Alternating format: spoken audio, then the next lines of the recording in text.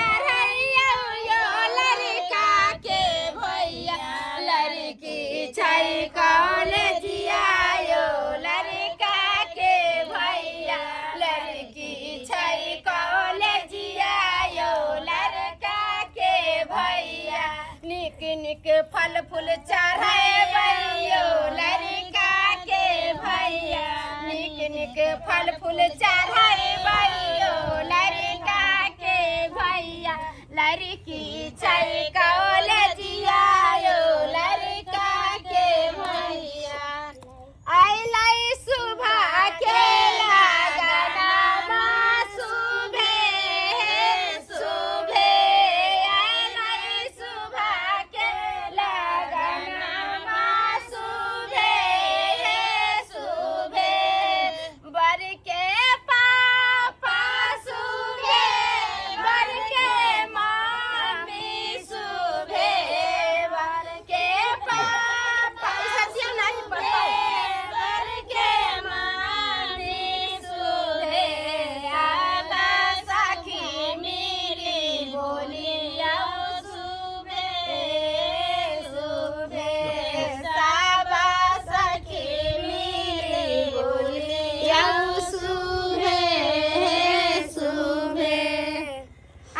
चलखिन हाँ टिकाऊ का